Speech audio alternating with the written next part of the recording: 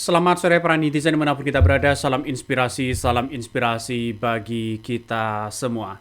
Menurut pernyataan dari seorang Jokowi ketika berpidato begitu kan ya di Rakernas PSI begitu kan ya, menandakan ada sebuah ungkapan begitu kan ya bahwa seorang Jokowi itu kabarnya masih kuat.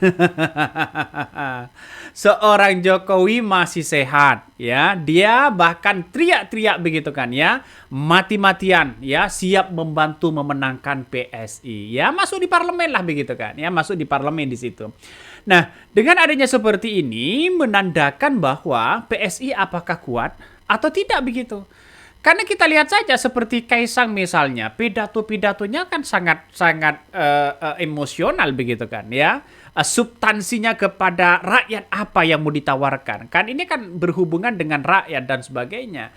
Ini kan pada akhirnya menandakan bahwa begitu kan, menandakan PSI kalau tidak ada tokohnya saya kira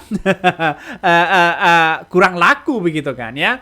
Inilah salah satu Jokowi begitu kan ya yang berpidato di situ untuk menunjukkan bahwa masih sehat, masih kuat kabarnya begitu kan ya, masih sehat, masih kuat untuk datang ke wilayah-wilayah termasuk wilayah mungkin seperti provinsi ya, terus kemudian kabupaten. Dia masih teriak-teriak seperti itu begitu. Nah, pertanyaannya dengan raut wajah Jokowi sekarang yang kabarnya punya alergi yang begitu luar biasa, apakah mampu dia akan turun ke jalan begitu, turun gunung untuk memenangkan PSI? Itu kan pertanyaan. Saudara-saudara bekerja keras untuk PSI. Saya pun akan bekerja keras untuk PSI. Saudara-saudara sekalian yang saya hormati, kita perlu jajaran pengurus yang militan.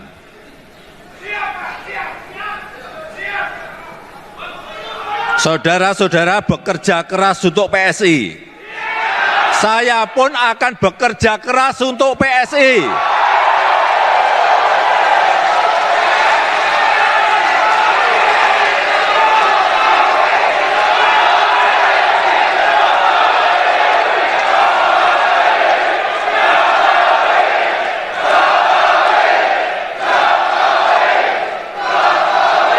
Saudara-saudara bekerja mati-matian untuk PSI, saya pun akan bekerja keras, bekerja mati-matian untuk PSI.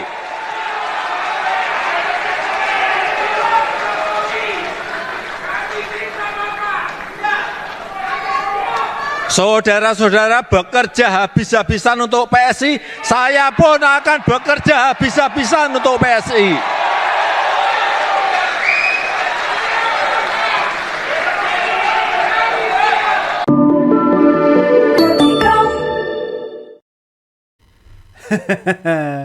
Disuruh datang ke pengadilan ya, malah berbelit-belit ya untuk memenangkan PSI ya. Dia rela turun gunung ke daerah-daerah, ke provinsi-provinsi begitu kan ya, untuk memenangkan PSI. Kan ngeri, Bos.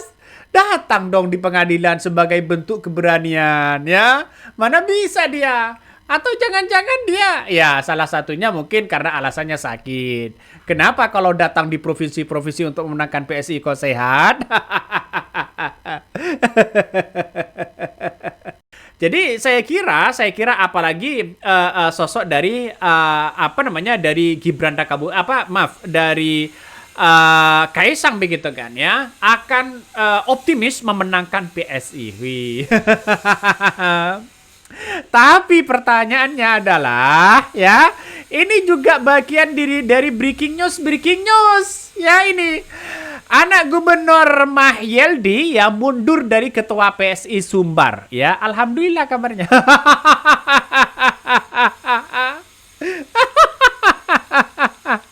Jadi anak Gubernur Mahyeldi ini begitu kan ya, Taufikur Rahman mundur dari ketua DPP PSI Sumbar. Kabarnya begitu kan ya, sebelum Rakernas ini sudah mundur ya, ketika Jokowi teriak-teriak begitu kan ya, akan turun gunung untuk memenangkan PSI, ada kadernya juga keluar begitu.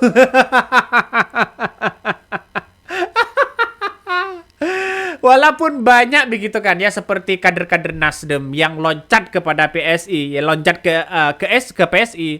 Ini kan menandakan biasa dalam dunia politik ya. Makanya salah satu yang menjadi kekuatan tadi, PSI itu harus punya tokoh. Agar apa? Agar bisa punya kekuatan. Kalau selama ini tokohnya hanya Jokowi, ya saya kira agak jauh begitu kan ya. Karena di mata publik sekarang ini sosok seorang Jokowi semakin melemah. Coba ini, mati-matian seorang Jokowi siap membantu memenangkan PSI. 2 periode menjadi seorang presiden, belum mampu mengantarkan PSI ke parlemen. 2 periode, apalagi sekarang, ya. Terahnya sudah lemah, ya. Terus kemudian cawi-cawinya semakin lemah. Jangan-jangan nanti kalah sama Partai Gerakan Besutan Anies Baswedan.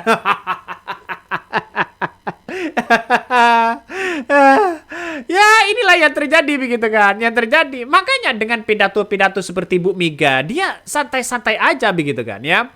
Santai-santai aja dengan pidato-pidato yang kemudian membawa pesan kepada kader-kadernya yang sangat-sangat luar biasa. Ini salah satu perbedaannya ya di Rakernas ya PDIP ya. Seorang Ibu Megawati dia santai-santai aja begitu kan ya, untuk menunjukkan bahwa dia seorang pemimpin yang disegani, ditakuti tanpa keluar-keluar apapun ya. Bandingkan dengan sosok seorang Jokowi begitu kan ya, teriak-teriak akan siap turun gunung, siap ke daerah untuk memenangkan PSI. Nah, inilah sebuah ungkapan yang saya lihat bahwa sosok dari seorang Jokowi di situ tidak tidak lepas dengan kedekatan dengan PSI. Artinya apa? Artinya partai-partai yang lain hati-hati. Kenapa Bang kok bisa hati-hati? Partai PDIP sebesar itu ya bisa saja ditinggalkan begitu aja begitu kan. Hati-hati dengan partai-partai lain begitu. Jangan sampai ya menjadi suruhan dari seorang Jokowi begitu kan. Seperti Golkar, jangan sampai tunduk ya kepada seorang Jokowi. Mengapa seperti itu? Hati-hati betul. PDIP saja ditinggal kok begitu kan demi anaknya. Dan itu logikanya. Jadi hati-hati betul. Ya, sekarang sudah mengetahui, bukan rahasia lagi begitu kan ya. Sosok dari seorang Jokowi itu karakternya sudah masyarakat ya, bahkan ketua-ketua umum partai saya yakin pasti tahu karakternya seperti apa begitu. Coba kita baca komentar-komentar itu ya. Nggak usah diragukan lagi. Inilah wadah resmi Termol ya. Sudah mulai muncul di depan publik. Tinggal kita siap nggak bikin partai ini nyungsepnya. Ini salah satu komentar netizen begitu kan ya. Ada yang mengatakan kita jangan pilih ya parpol-parpol yang kemudian keluarga kita juga ya, dalam artian dinasti politik begitu kan ya, dinasti politik ya. Bagi kami mau pilih partai apapun ya silakan begitu, tapi jangan sampai ya kekuatan cawe-cawe karena ada anaknya, karena ada siapa menantunya, ada siapa dan sebagainya di dalamnya. Jangan sampai seperti itu. Mau partai apapun, kayak mau partai Gerindra, mau partai Gerakan Rakyat begitu, jangan sampai ya jangan sampai ada nuansa-nuansa seolah-olah ada terah untuk punya ambisi kekuasaan begitu kan ya. Pada hakikatnya semua orang bisa mencapai itu, tapi kita lihat saja masyarakat begitu. Kalau sudah tidak sesuai dengan masyarakat ya ngapain begitu kan. Itu logika kita. Nah, inilah salah satu yang kemudian Jokowi begitu kan ya, ingin mati-matian ya memenangkan partai PSI. Dia akan datang di situ. Ini Presiden ke-7 Joko Widodo menegaskan komitmen untuk bekerja keras dan mati-matian demi PSI. Jokowi siap mendukung kemenangan PSI pada pemilu 2029. Jokowi menyampaikan hal tersebut yang memberikan arahan dalam Rakernas PSI di Makassar, Sulawesi Selatan. Bahkan kalau diperlukan saya harus datang, saya harus sanggup. Ya, saya masih sanggup datang ke provinsi, ya, semua provinsi saya masih sanggup datang, ya. Ini pada akhirnya kalau seorang Jokowi turun gunung menandakan bahwa sosok dari ketokohan Kaisang ini kan dipertanyakan. Seperti apa sih dampaknya kepada masyarakat? Kok bisa-bisanya seorang mantan presiden itu masih saja datang ke daerah-daerah itu memberikan sosialisasi begitu kan ya, kedekatannya dengan partai PSI misalnya. Saya kira seperti Pak SBY, seperti Prabowo, ya, seperti Ibu Megawati. Dia adalah seorang mantan presiden yang sekarang ini begitu kan, walaupun punya partai, dia jarang datang ke untuk ikut cawi-cawi, datang untuk meraup suara di situ. Makanya dia lebih percaya kepada AHY untuk menanggung beban tanggung jawab yang begitu luar biasa. Itulah pemimpin sejati sebenarnya. Kalau masih mengandalkan Jokowi berarti ya sosok dari seorang ketokohan Kaisang ini kan dipertanyakan. Jangan-jangan pengaruhnya kepada masyarakat ya tidak ada. Ya, apa yang mau ditawarkan di situ, rekam jejak dan pengalamannya masih belum jelas. Kan itu logika kita begitu kan. Nah, dari sinilah yang kemudian bisa kita lihat. Apalagi ada kader PSI yang mundur. Ini breaking news ya, anak Gubernur Mayeldi mundur dari ketua PSI Sumbar ya, Minggu 1 Februari 2026. Coba kita baca nih. Taufikur Rahman ya, anak Gubernur Sumatera Barat Sumbar, Mayeldi menyatakan mundur dari Ketua Dewan Pimpinan Wilayah DPW Partai Solidaritas Indonesia PSI Sumbar. Kenapa kok mundur? Dia ada alasan-alasan tertentu. Sebagai penggantinya, Ketua Bidang Pemenang Pemilu di PPPSI, Raihan Aritama yang ditunjuk sebagai pelaksana tugas PLT sementara. Nah, kenapa kok mundur? Ya bisa saja ada hitung-hitungan kalkulasi politik begitu kan. Ya kenapa? Ya kita lihat saja, jangan-jangan ya PSI ya kurang laku atau bagaimana di daerah-daerah tertentu atau bagaimana. Nah inilah yang kemudian kita lihat begitu kan ya. Alasan-alasan ini masih belum disampaikan kepada publik di situ begitu kan. Nah reaksi dari Mayeldi ditanya anaknya ditunjuk jadi ketua PSI Sumbar. Ini banyak hal-hal yang kemudian diungkapkan kepada publik begitu kan ya. Tapi secara spesifik ya, mundurnya itu karena apa itu masih belum jelas di situ. Tapi ada pemberitaan walaupun tidak disampaikan oleh media-media besar begitu kan ya. Tapi ini disampaikan oleh media portal Islam begitu kan yang menyuarakan kebenaran di situ bahwa kader PSI mundur. Nah, benar atau enggak ini kita tunggu saja klarifikasinya begitu kan ya.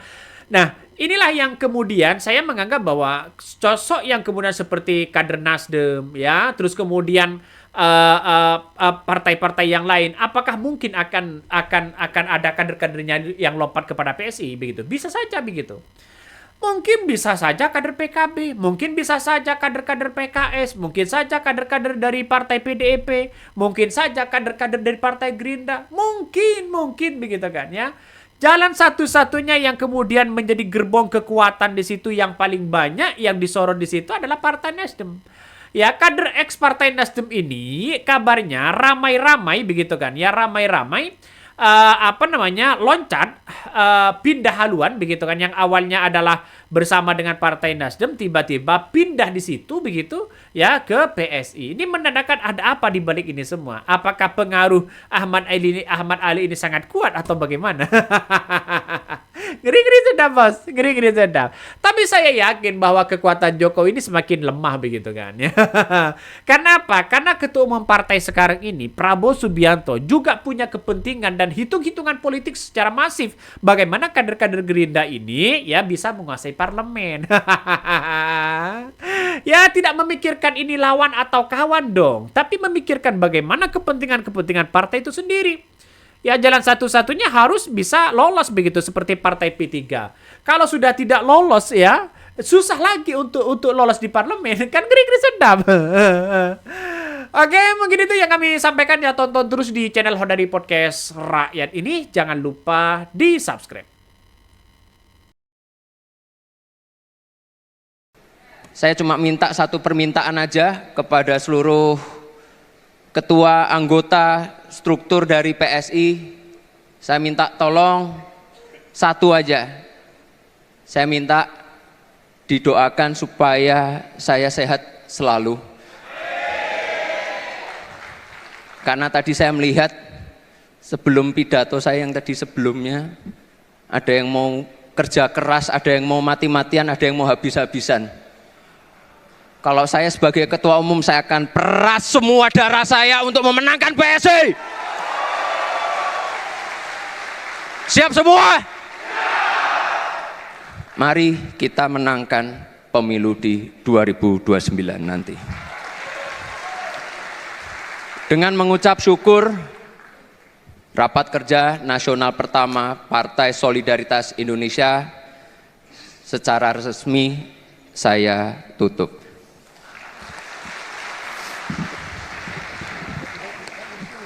Wassalamualaikum. Buktikan bahwa kalian adalah orang-orang PDI Perjuangan. Pergi ke sana, lihat keadaan sebenarnya untuk membangun yang namanya Aceh, Sumatera Utara, Sumatera Barat. Saya berpikir kalau 1 tahun saja belum selesai, karena keadaannya masih seperti begitu loh. Lalu bagaimana kita hanya mau diam saja? Itu saudara-saudara kita loh, setanah air.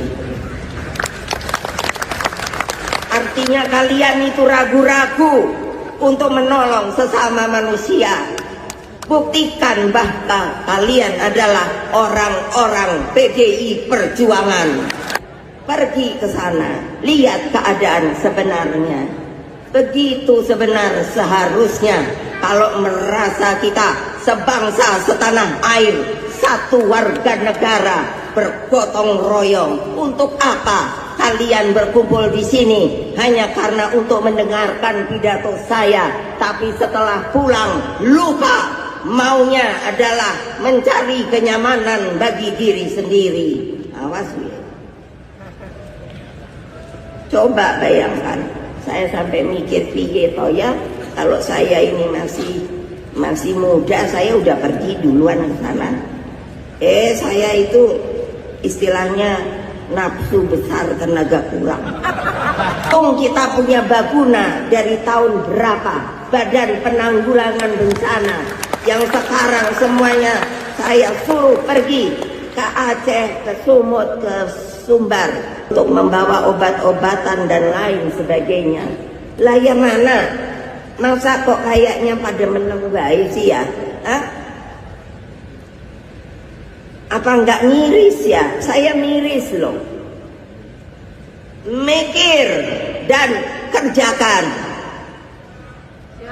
Siapa kalau tidak ngerti? Tanya. Untuk itulah kalian saya undang ke sini di dalam rangka 53 tahun umur kita. Kalau hanya mau senang-senang keluar. Biar aja, biar rakyat Indonesia tahu inilah yang namanya Ketua Umum Partai Demokrasi Indonesia Perjuangan.